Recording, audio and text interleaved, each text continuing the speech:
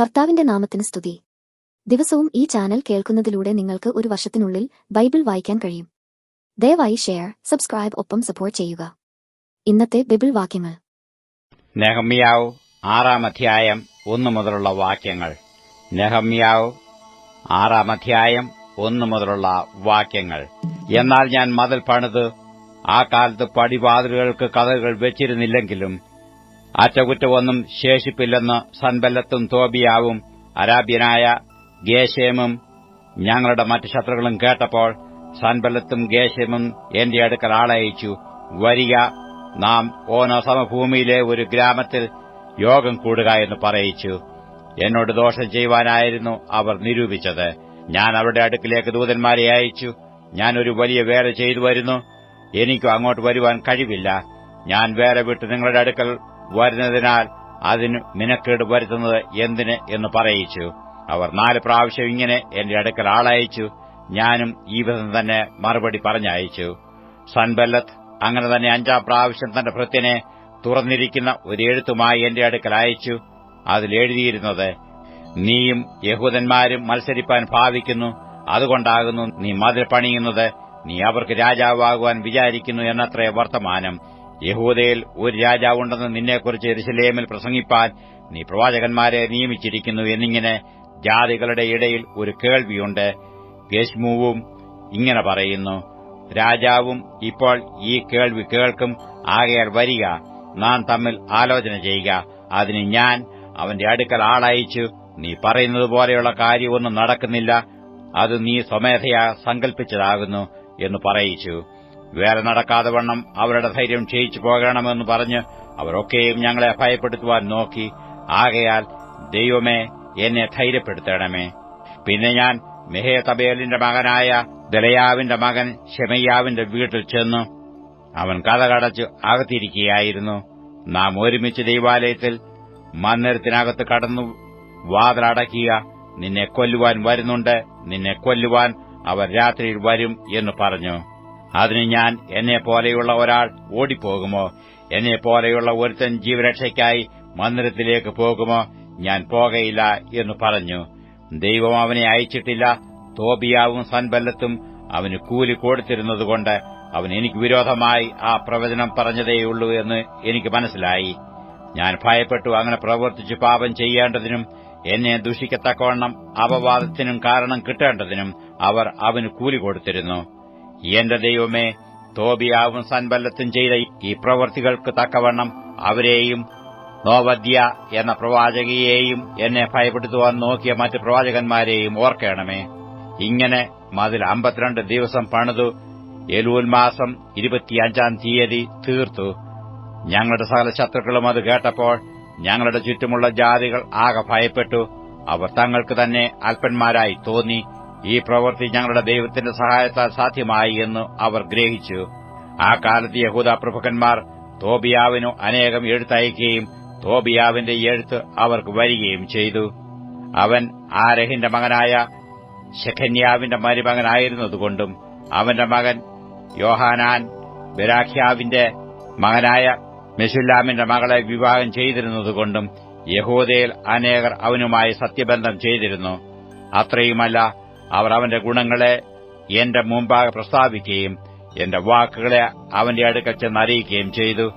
അതുകൊണ്ട് എന്നെ ഭയപ്പെടുത്തുവാൻ തോബിയാവ് എഴുത്ത് അയച്ചുകൊണ്ടിരുന്നു. നെഹമ്യാവ് 7-ാം അധ്യായം 1 മുതലുള്ള വാക്യങ്ങൾ. നെഹമ്യാവ് 7-ാം അധ്യായം 1 മുതലുള്ള വാക്യങ്ങൾ. എന്നാൽ മതിൽ പണിതു തീർത്ത് കതകുകൾ വെക്കുകയും വാതിൽ കാവൽക്കാരെയും സംഗീതക്കാരെയും ലേവ്യരെയും നിയമിക്കുകയും ചെയ്ത ശേഷം ഞാൻ എന്റെ സഹോദരനായ ഹനാനിയെയും കോട്ടയുടെ അധിപനായ ഹനന്യാവെയും യെരൂശലേമിനു അധിപതികളായി നിയമിച്ചു. ഇവൻ പലരെക്കാളും വിശ്വസ്തനും ദൈവഭക്തനും ആയിരുന്നു. ഞാൻ അവരോട്, വെയിൽ ഉറയ്ക്കുന്നതുവരെ യെരൂശലേമിന്റെ വാതിൽ തുറക്കരുത്. നിങ്ങൾ അരികെ നിൽക്കുമ്പോൾ തന്നെ കതക് അടച്ചു അന്താഴ വിടുവിക്കണം. യെരൂശലേം നിവാസികളിൽ നിന്ന് കാവൽക്കാരെ നിയമിച്ചു. ഓരോരുത്തരെ താൻ താന്റെ കാവൽ സ്ഥലത്തും താൻ താന്റെ വീട്ടിനു നേരെയുമായി നിർത്തിക്കൊള്ളണമെന്ന് പറഞ്ഞു. എന്നാൽ പട്ടണം വിശാലമായതും വലിയതും അകത്ത് ജനം കുറവുമായിരുന്നു. വീടുകൾ പണിതിരുന്നില്ല. വംശാവലിപ്രകാരം എണ്ണം നോക്കേണ്ടതിന് പ്രഭുക്കന്മാരെയും പ്രമാണികളെയും ജനത്തെയും കൂട്ടിവരുത്തുവാൻ എന്റെ ദൈവം എന്റെ മനസ്സിൽ തോന്നിച്ചു. എന്നാറെ ആദ്യം മടങ്ങി വന്നവരുടെ ഒരു വംശാവലി രേഖ എനിക്ക് കണ്ടുകിട്ടി. അതിൽ എഴുതിക്കേണ്ടത് എന്തെന്നാൽ, ബാബേൽ രാജാവായ നെബൂഖദ്നേസർ പിടിച്ചുകൊണ്ടുപോയ ബദ്ധന്മാരുടെ പ്രവാസത്തിൽ നിന്ന് പുറപ്പെട്ട് യെരുശലേമിലേക്കും യഹൂദയിലേക്കും താൻ തന്റെ പട്ടണത്തിലേക്ക് മടങ്ങി വന്നവരായ ദേശനിവാസികൾ ഇവർ സെരുബാബേൽ, യേശുവ, നെഹമ്യാവ്, അസര്യാവ്, രയമ്യാവ്, നഹ്മാനി, മൊർദെഖായി, ബിൽശാൻ, മിസ്പേരത്ത്, ബിഗ്വായി, നെഹൂം, ബേന എന്നിവരോടുകൂടെ മടങ്ങിവന്നു. ഇസ്രായേൽ ജനത്തിലെ പുരുഷന്മാരുടെ സംഖ്യയാവിത്: പരോശിന്റെ മക്കൾ 2172, ശെഫത്യാവിന്റെ മക്കൾ 372, ആരഹിന്റെ മക്കൾ 652, യേശുവയുടെയും യോവാബിന്റെയും മക്കളിൽ പകത്ത് മോവാബിന്റെ മക്കൾ 2818, ഏലാമിന്റെ മക്കൾ 1254, സത്തുവിന്റെ മക്കൾ 845, സക്കായിയുടെ മക്കൾ 760, ബിന്നൂവിയുടെ മക്കൾ 648, ബേബായിയുടെ മക്കൾ 628, അഗ്സാദിന്റെ മക്കൾ 2322, അദോനീകാമിന്റെ മക്കൾ 667, ബിഗ്വായിയുടെ മക്കൾ 2067, ആദീന്റെ മക്കൾ 655, ഹിസ്കിയാവിന്റെ സന്തതിയായി ആദേറിന്റെ മക്കൾ 98, ഹാശൂമിന്റെ മക്കൾ 328, ബേസായയുടെ മക്കൾ 324, ഹാരീഫിന്റെ മക്കൾ 112, ഗിബെയോന്യർ 95, ബേത്ലഹേമ്യരും നെതോഫാത്യരും കൂടെ 188, അനാദോത്യർ 128, ബേത്ത് അസ്മാവേത്യർ 42, കിരിയാത്ത് യെയാരീം, കെഫീര, ബേരോത്ത് എന്നിവയിലെ നിവാസികൾ 743, രാമക്കാരും ഗേബക്കാരും 621, മിക്മാസ് നിവാസികൾ 122, ബേതേൽക്കാരും ഹായിക്കാരും 123, മറ്റേ നെബോവിലെ നിവാസികൾ 52, മറ്റേ എലാമിലെ നിവാസികൾ 1254, ഹാരാമിന്റെ മക്കൾ 320, യെരിഹോ നിവാസികൾ 345, ലോദിലെയും ഹദാദിലെയും ഓനേവിലെയും നിവാസികൾ 721, സേനായ നിവാസികൾ 3930,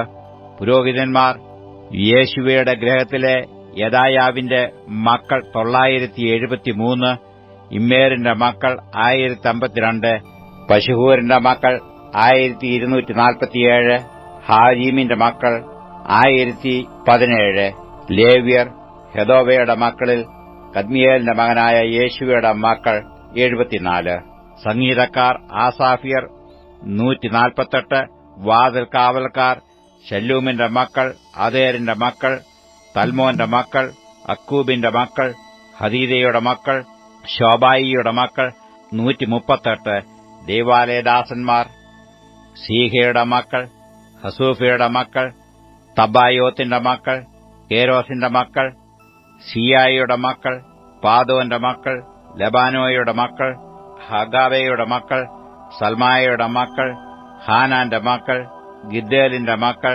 ഗാഹരിന്റെ മക്കൾ, രേയയുടെ മക്കൾ, രസീന്റെ മക്കൾ, നെക്കോദയുടെ മക്കൾ, ഗസാമിന്റെ മക്കൾ, ഉസയുടെ മക്കൾ, പാസഹയുടെ മക്കൾ, ബേസയുടെ മക്കൾ, മെയ്യൂന്യരുടെ മക്കൾ, നെഫീത്തരുടെ മക്കൾ, ബക്ബൂക്കിന്റെ മക്കൾ, ഹക്കൂഫയുടെ മക്കൾ, ഹർഹൂരിന്റെ മക്കൾ, ബസ്ലീത്തിന്റെ മക്കൾ, മെഹേദയുടെ മക്കൾ, ഹർഷയുടെ മക്കൾ, ബെർക്കോസിന്റെ മക്കൾ, സീസരയുടെ മക്കൾ, തേമസിന്റെ മക്കൾ, നിസീഹയുടെ മക്കൾ, ഹദീഫയുടെ മക്കൾ, ശലോമന്റെ ദാസന്മാരുടെ മക്കൾ, സോദായിയുടെ മക്കൾ, സോഫേരേത്തിന്റെ മക്കൾ, പെരീദയുടെ മക്കൾ, യാലൂയുടെ മക്കൾ, ദർക്കോന്റെ മക്കൾ, ഗിദ്ദേലിന്റെ മക്കൾ, ശെഫത്യാവിന്റെ മക്കൾ, ഹത്തീലിന്റെ മക്കൾ, പെക്കോരേത്ത് സെബായീമിന്റെ മക്കൾ, ആമോന്റെ മക്കൾ, ദൈവാലയദാസന്മാരും ശലോമോന്റെ ദാസന്മാരുടെ മക്കളുമാകെ 392, തേൽ മേലെഹ്, തേൽ ഹർഷ, ഖെരൂബ്, അദ്ദോൻ, ഇമ്മർ എന്നീ സ്ഥലങ്ങളിൽ നിന്ന് മടങ്ങിവന്നവർ ഇവർ തന്നെ. എങ്കിലും അവർ ഇസ്രായേല്യർ തന്നെയോ എന്ന് തങ്ങളുടെ പിതൃഭവനവും വംശോൽപ്പത്തിയും കാണിപ്പാൻ അവർക്ക് കഴിഞ്ഞില്ല. ദലയാവിന്റെ മക്കൾ, തോബിയാവിന്റെ മക്കൾ, നെക്കോദയുടെ മക്കൾ ആകെ 642 പേർ. പുരോഹിതന്മാരിൽ ഹോബയുടെ മക്കൾ, ഹെക്കോസിന്റെ മക്കൾ, ഗിലെയാദിനായ ബെർസലേയുടെ പുത്രിമാരിൽ ഒരുത്തിയെ വിവാഹം കഴിച്ചു അവരുടെ പേരിൻ പ്രകാരം വിളിക്കപ്പെട്ട ബെർസലേയുടെ മക്കൾ. ഇവർ വംശാവലി രേഖ അന്വേഷിച്ചു കണ്ടില്ല താനും. അതുകൊണ്ട് അവരെ അശുദ്ധരിൽ എണ്ണി പൌരോഹിത്യത്തിൽ നിന്ന് നീക്കിക്കളഞ്ഞു.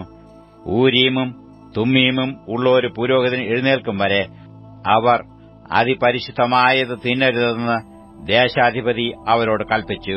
സഭയാകെ 42,360 പേരായിരുന്നു. അവരുടെ ദാസീദാസന്മാരായ 7,377 പേരെ കൂടാതെ തന്നെ അവർക്ക് 245 സംഗീതക്കാരും സംഗീതക്കാരത്തികളും ഉണ്ടായിരുന്നു. 736 കുതിരയും 245 കോവർ കഴുതയും 435 ഒട്ടകവും 6,720 കഴുതയും അവർക്കുണ്ടായിരുന്നു. പിതൃഭവന തലവന്മാരിൽ ചിലർ വേലയ്ക്കായിട്ട് ദാനങ്ങൾ കൊടുത്തു. ദേശാധിപതി 1000 തങ്കക്കാശും 50 കിണ്ണങ്ങളും 530 പുരോഹിത വസ്ത്രവും ഭണ്ഡാരത്തിലേക്ക് കൊടുത്തു. പിതൃഭവന തലവന്മാരിൽ ചിലർ പണിവക ഭണ്ഡാരത്തിലേക്ക് 20,000 തങ്കക്കാശും 2,200 മാനെ വെള്ളിയും കൊടുത്തു. ശേഷമുള്ള ജനം 20,000 തങ്കക്കാശും 2,000 മാനെ വെള്ളിയും 67 പുരോഹിത വസ്ത്രവും കൊടുത്തു.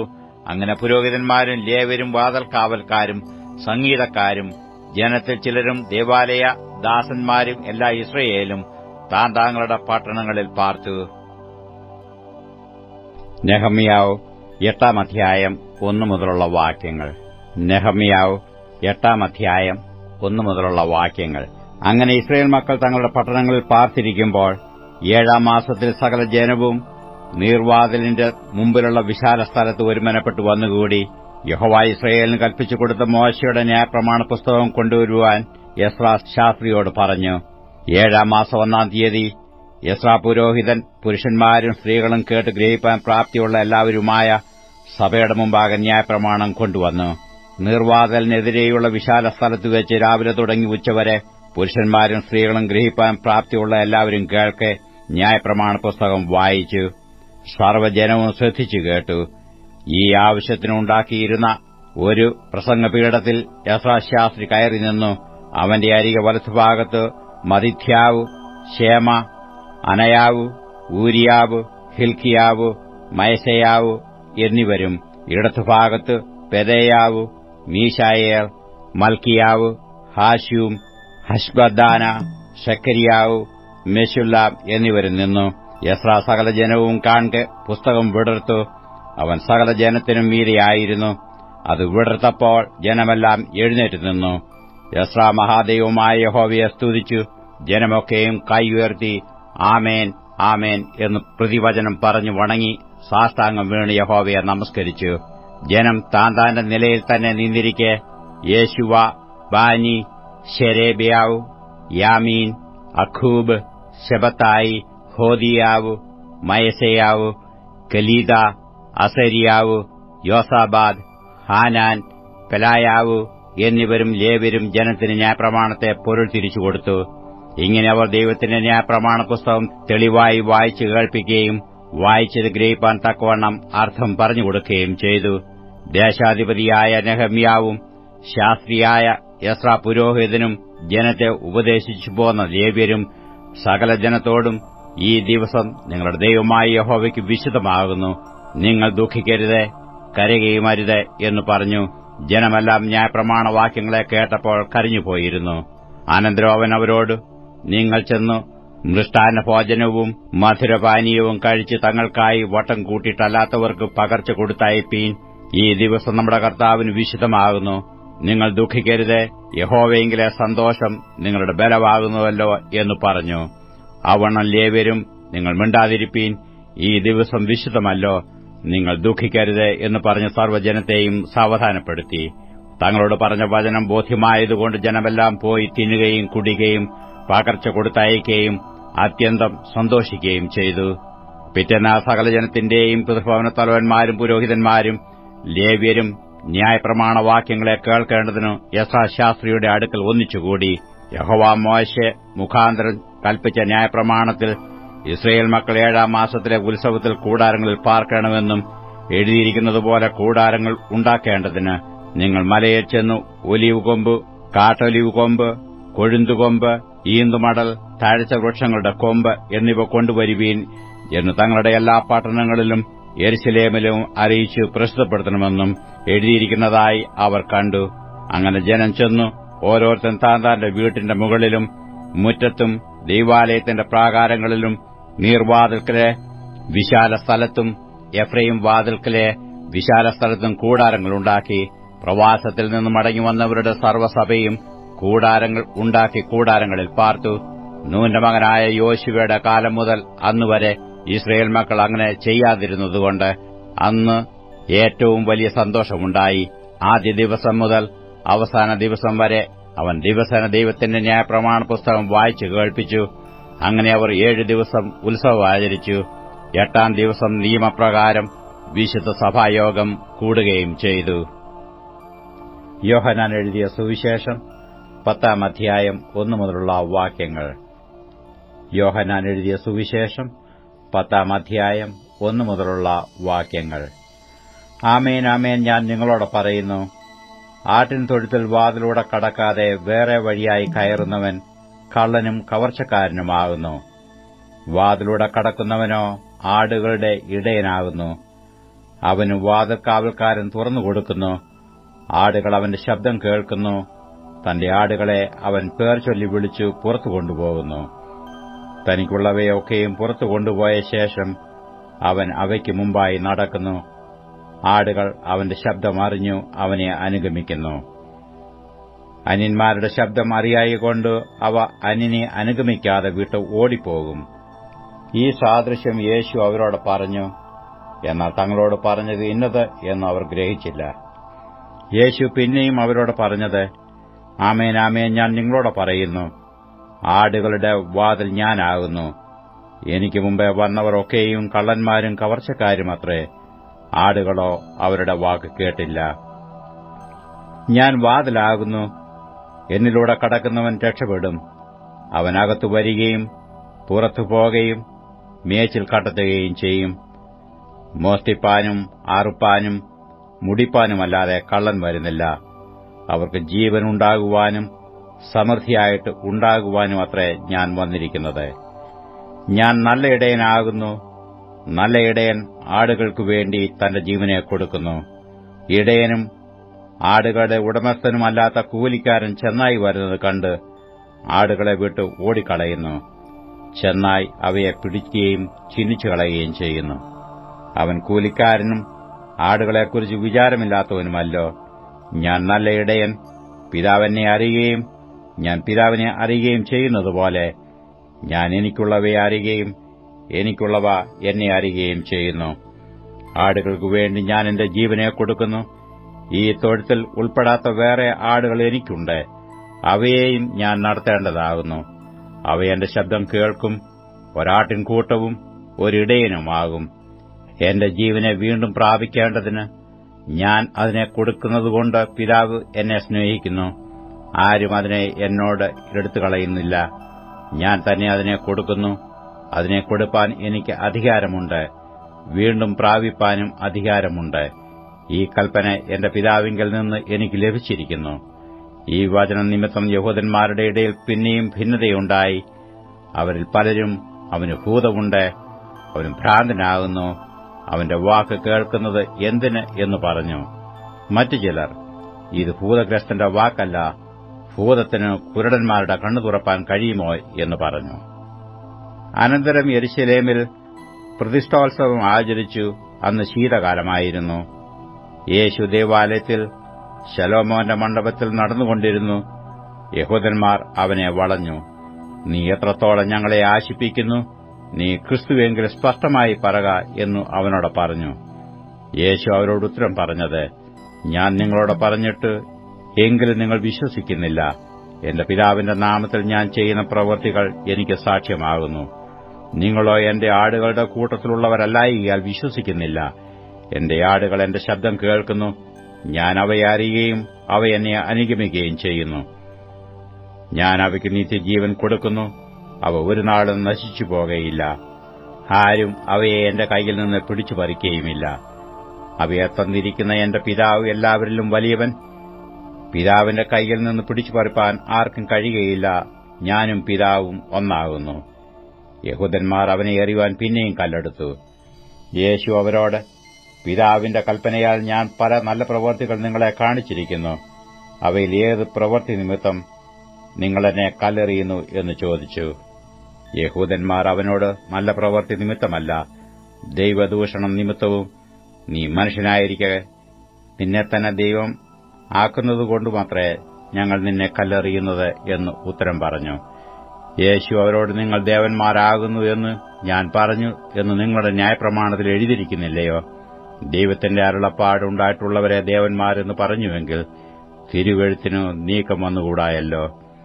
ഞാൻ ദൈവത്തിന്റെ പുത്രനെന്ന് പറഞ്ഞതുകൊണ്ട് നീ ദൈവദൂഷണം പറയുന്നു എന്ന് പിതാവ് വിശദീകരിച്ച് ലോകത്തിൽ അയച്ചവനോട് നിങ്ങൾ പറയുന്നുവോ?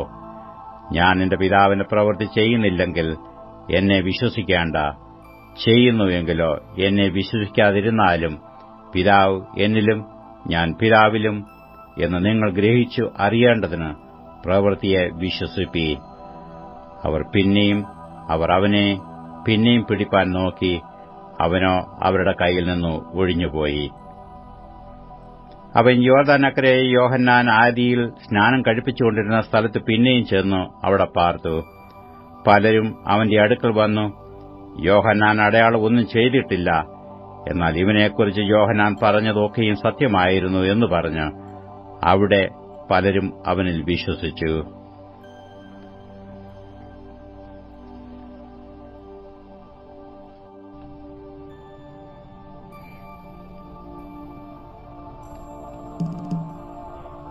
ഈ സാദൃശ്യം യേശു അവരോട് പറഞ്ഞു. എന്നാൽ തങ്ങളോട് പറഞ്ഞത് ഇന്നത് എന്നു അവർ ഗ്രഹിച്ചില്ല. 22-ാം സങ്കീർത്തനം 1 മുതലുള്ള വാക്യങ്ങൾ. 22-ാം സങ്കീർത്തനം 1 മുതലുള്ള വാക്യങ്ങൾ. എന്റെ ദൈവമേ, നീ എന്നെ കൈവിട്ടതെന്ത്? എന്നെ രക്ഷിക്കാതെയും എന്റെ ഞരക്കത്തിന്റെ വാക്കുകൾ കേൾക്കാതെയും അകന്നു നിൽക്കുന്നതെന്ത്? എന്റെ ദൈവമേ, ഞാൻ പകൽ സമയത്ത് വിളിക്കുന്നു, എങ്കിലും നീ ഉത്തരമരുളുന്നില്ല. രാത്രികാലത്തും ഞാൻ വിളിക്കുന്നു, എനിക്ക് ഒട്ടും മൗനതയില്ല. യിസ്രായേലിന്റെ സ്തുതികളിന്മേൽ വസിക്കുന്നവനെ, നീ പരിശുദ്ധനാകുന്നുവല്ലോ. ഞങ്ങളുടെ പിതാക്കന്മാർ നിങ്കൽ ആശ്രയിച്ചു, അവർ ആശ്രയിക്കുകയും നീ അവരെ വിടുവിക്കുകയും ചെയ്തു. അവർ നിന്നോട് നിലവിളിച്ചു, രക്ഷപ്രാപിച്ചു. അവർ നിങ്കൽ ആശ്രയിച്ചു, ലജ്ജിച്ചുപോയതുമില്ല. ഞാനോ മനുഷ്യനല്ല, ഒരു കൃമിയത്രേ, മനുഷ്യരുടെ ധിക്കാരവും ജനത്താൽ നിന്ദിതനും തന്നെ. എന്നെ കാണുന്നവരൊക്കെ ഇവനെ പരിഹസിക്കുന്നു. അവർ അധരം മലർത്തി തല കുലുക്കുന്നു. യഹോവയെങ്കിൽ നിന്നെ തന്നെ സമർപ്പിക്ക. അവൻ അവനെ രക്ഷിക്കട്ടെ, അവൻ അവനെ വിടുവിക്കട്ടെ. അവനിൽ പ്രസാദമുണ്ടല്ലോ. നീയല്ലോ എന്നെ ഉദരത്തിൽ നിന്ന് പുറപ്പെടുവിച്ചവൻ. എന്റെ അമ്മയുടെ മുല കുടിക്കുമ്പോൾ നീ എന്നെ നിർഭയം വസിക്കുമാറാക്കി. ഗർഭപാത്രത്തിൽ നിന്ന് ഞാൻ നിങ്കൽ ഏൽപ്പിക്കപ്പെട്ടു. എന്റെ അമ്മയുടെ ഉദരം മുതൽ നീ എന്റെ ദൈവം. കഷ്ടമടുത്തിരിക്കിയാൽ എന്നെ വിട്ടകന്നിരിക്കരുതേ. സഹായിപ്പാൻ മറ്റാരുമില്ലല്ലോ. അനേകം കാളകൾ എന്നെ വളഞ്ഞു, ബാശാൻ കൂറ്റന്മാർ എന്നെ ചുറ്റിയിരിക്കുന്നു. ബുഭുക്ഷയോടെ അലർന്ന സിംഹം പോലെ അവർ എന്റെ നേരെ വായ് പിളർക്കുന്നു. ഞാൻ വെള്ളം പോലെ തൂകിപ്പോകുന്നു. എന്റെ അസ്ഥികളെല്ലാം ബന്ധം വിട്ടിരിക്കുന്നു. എന്റെ ഹൃദയം മെഴുകുപോലെയായി. എന്റെ കുടലിന്റെ നടുവെ ഉരുകിയിരിക്കുന്നു. എന്റെ ശക്തി ഓട്ടുകഷണം പോലെ ഉണങ്ങിയിരിക്കുന്നു. എന്റെ നാവ് അണ്ണാക്കോട് പറ്റിയിരിക്കുന്നു. നീ എന്നെ മരണത്തിന്റെ പൊടിയിൽ ഇട്ടുമിരിക്കുന്നു. നായ്ക്കൾ എന്നെ വളഞ്ഞു, ദുഷ്ടന്മാരുടെ കൂട്ടം എന്നെ ചുറ്റിയിരിക്കുന്നു. അവർ എന്റെ കൈകളെയും കാലുകളെയും തുളച്ചു. എന്റെ അസ്ഥികളൊക്കെയും എനിക്കു എണ്ണാം. അവർ എന്നെ ഉറ്റുനോക്കുന്നു. എന്റെ വസ്ത്രം അവർ പകുത്തെടുത്തു. എന്റെ അങ്കിക്കായി അവർ ചീട്ടിടുന്നു. നീയോ യഹോവേ, അകന്നിരിക്കരുതേ. എന്റെ തുണയായുള്ളോവേ, എന്നെ സഹായിപ്പാൻ വേഗം വരേണമേ. വാളിങ്കൽ നിന്ന് എന്റെ പ്രാണനെയും നായുടെ കൈയിൽ നിന്ന് എന്റെ ജീവനെയും വിടുവിക്കണമേ. സിംഹത്തിന്റെ വായിൽ നിന്ന് എന്നെ രക്ഷിക്കണമേ. കാട്ടുപോത്തുകളുടെ കൊമ്പുകൾക്കിടയിൽ എനിക്ക് ഉത്തരമരുളുന്നു. ഞാൻ നിന്റെ നാമത്തെ എന്റെ സഹോദരന്മാരോട് കീർത്തിക്കും. സഭാമധ്യേ ഞാൻ നിന്നെ സ്തുതിക്കും. യഹോവാഭക്തന്മാരെ അവനെ സ്തുതിപ്പീൻ. യാക്കോബിന്റെ സകല സന്തതിയുമായുള്ളവരെ അവനെ മഹത്വപ്പെടുത്തുവീൻ. യിസ്രായേലിന്റെ സർവ്വസന്തതിയുമായുള്ളവരെ അവനെ ഭയപ്പെടുവീൻ. അരിഷ്ടന്റെ അരിഷ്ടത അവൻ നിരസിച്ചില്ല, വെറുത്തതുമില്ല. തന്റെ മുഖം അവന് മറച്ചതുമില്ല. തന്നെ വിളിച്ചപേക്ഷിച്ചപ്പോൾ കേൾക്കത്രേ ചെയ്തത്. മഹാസഭയിൽ എനിക്ക് പ്രശംസ നിങ്കിൽ നിന്ന് വരുന്നു. അവന്റെ ഭക്തന്മാർ കാണെ ഞാൻ എന്റെ നേർച്ചകളെ കഴിക്കും. എളിയവർ തിന്ന് തൃപ്തന്മാരാകും. യഹോവയെ അന്വേഷിക്കുന്നവർ അവനെ സ്തുതിക്കും. നിങ്ങളുടെ ഹൃദയം എന്നേക്കും സുഖത്തോടിരിക്കട്ടെ. ഭൂമിയുടെ അറുതികളൊക്കെയും ഓർത്ത് യഹോവയെങ്കിലേക്ക് തിരിയും. ജാതികളുടെ വംശങ്ങളൊക്കെയും നിന്റെ മുമ്പാകെ നമസ്കരിക്കും. രാജ്യത്വം യഹോവയ്ക്കുള്ളതല്ലോ, അവൻ ജാതികളെ ഭരിക്കുന്നു. ഭൂമിയിൽ പുഷ്ടിയുള്ളവരൊക്കെയും ഭക്ഷിച്ചാരാധിക്കും. പൊടിയിലേക്ക് ഇറങ്ങുന്നവരെല്ലാവരും അവന്റെ മുമ്പാകെ കുമ്പിടും. തന്റെ പ്രാണനെ രക്ഷിപ്പാൻ കഴിയാത്തവനും കൂടെ. ഒരു സന്തതി അവനെ സേവിക്കും. വരുന്ന തലമുറയോട് യഹോവയെക്കുറിച്ച് കീർത്തിക്കും. അവർ വന്ന് ജനിപ്പാനുള്ള ജനത്തോട് അവൻ നിവർത്തിച്ചിരിക്കുന്നു എന്ന് അവന്റെ നീതിയെ വർണ്ണിക്കും.